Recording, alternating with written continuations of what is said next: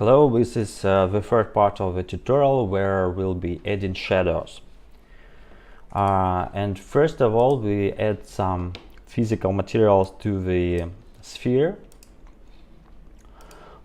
which will be receiving shadows. So let's make roughness 1, change color to some white. Okay, and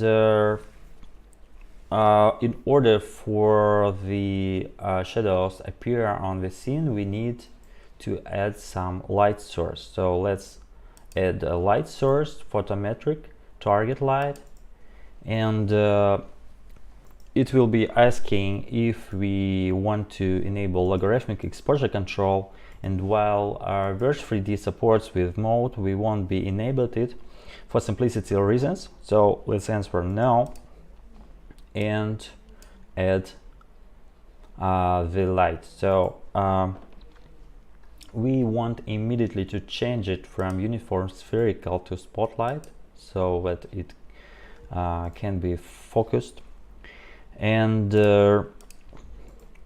let's position it. So let's make it like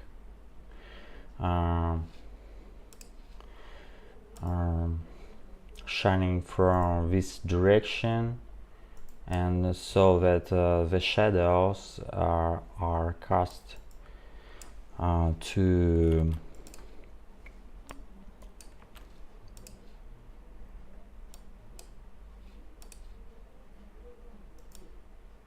this direction. So maybe make it a bit closer,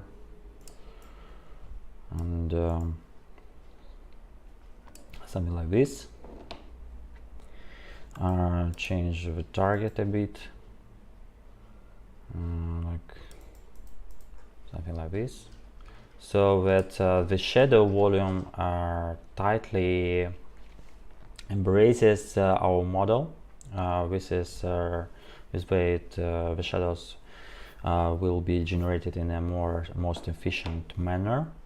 So when we set up the position of our light, we can enable shadows by using the modify tab. So let's select the light source and enable shadows in the general parameters. So enable shadows. Now we can check in the engine how they look. So the shadows are enabled, but they are barely visible. This is because we need to raise the intensity of our light source. So let's make it 9000 candle.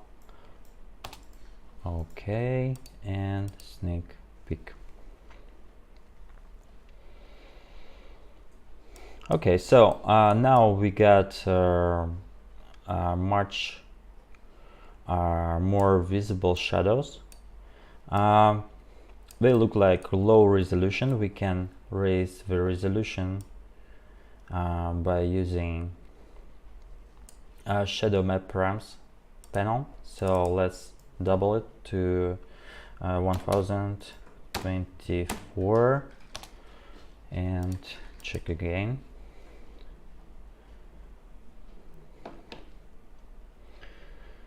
So it's cool. The shadows look great, I think, and we also got this self shadow effect when the top of the nightstand casts shadows to its internals, which produce like rather smooth and nice shadowing for the model itself. So this is pretty it with the light and the shadows. See you later.